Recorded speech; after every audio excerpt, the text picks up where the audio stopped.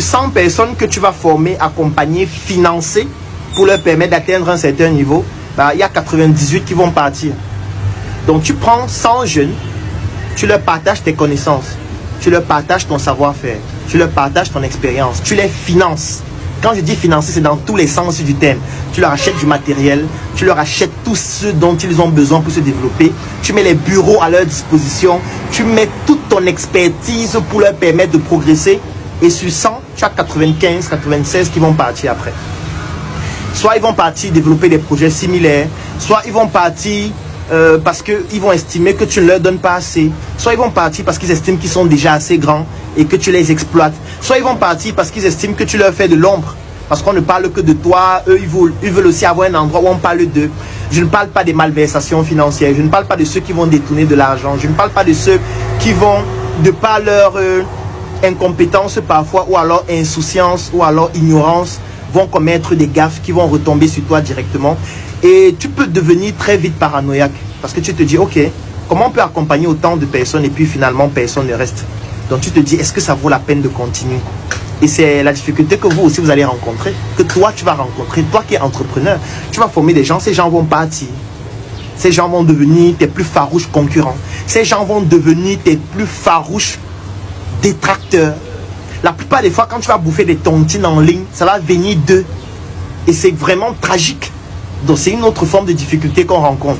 Une autre forme de difficulté, c'est que parfois vous vous retrouvez dans des tensions de trésorerie. Et là, c'est parfois grave. Ça veut dire que vous ne générez pas suffisamment de chiffre d'affaires, vous n'avez pas suffisamment un flux de trésorerie qui vous permet de financer vos charges incompressibles, comme par exemple le loyer. Et le bailleur n'en a rien à foutre. Le bailleur n'a rien à foutre, mon frère. Si tu ne payes pas le loyer, il te met dehors. Moi, je me rappelle une fois, par exemple, au Numbisi Resource Centers, on a fait un mois fermé. Parce que le bailleur est venu fermer, puisque on n'a pas pu payer le loyer. Donc il vient, il ferme. Qu'est-ce que tu vas faire? Bah, il s'en fout que vous n'ayez pas gagné assez de marché, que vous ayez des factures en attente et tout le reste. Il s'en fout, il vient, il ferme. Il y a tellement de difficultés qu'on rencontre au quotidien, que ce soit avec Sur-Mesure, que ce soit avec Startup Academy et tout le reste, où tu n'as pas de trésorerie en fait. Et quand tu n'as pas de trésorerie, ça veut dire quoi? Ça veut dire que tu n'as pas assez d'argent pour gérer parfois des charges incompressibles comme le loyer, j'ai pris l'exemple du loyer, ou même comme les salaires. Ça veut dire que tu peux te retrouver dans un cas de figure où tu n'as pas assez d'argent pour payer les salaires. Et qu'est-ce qui se passe? Parfois, tu as des collaborateurs qui vont partir, qui estiment que non, vraiment, comment tu ne nous payes pas? Non, nous on part. Parfois, ces collaborateurs vont te faire bouffer des tontines, vont expliquer comment tu es malhonnête, tu ne les payes pas. Alors que c'est eux-mêmes qui gèrent les projets, c'est eux-mêmes qui doivent pouvoir produire ce qui va permettre de les payer. Mais ils n'arrivent pas à le faire, mais ils voudraient que tu sortes l'argent de ta poche pour les payer. Alors que parfois, tu le fais même régulièrement, mais le jour où tu n'arrives pas à le faire, ils te font bouffer des tontines.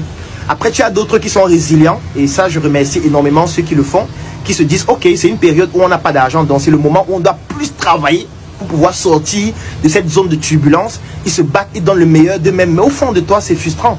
Tu te dis, mais comment est-ce que je n'arrive pas à assumer ce genre de responsabilité-là? Comment je peux faire travailler des personnes comme ça, qui n'ont pas de salaire, alors qu'au fond, ça te fait mal, parce que même toi-même, tu n'as pas de salaire. Ce n'est pas comme s'ils n'ont pas de salaire, et toi, tu as un salaire, tu te la roules carrosse. Non, parfois, tu dois te priver de certains avantages pour leur permettre de pouvoir travailler. Ce n'est pas évident. Parce que les gens peuvent se dire que non, tu as tout, tu vis bien, on te voit sur Internet. C'est pour ça que je n'aime pas être fake. Moi, je me dis clairement ce qui se passe, comme dans cette vidéo. Et dans toutes mes vidéos, c'est la même chose. Parce que ce qui va vous arriver sera violent.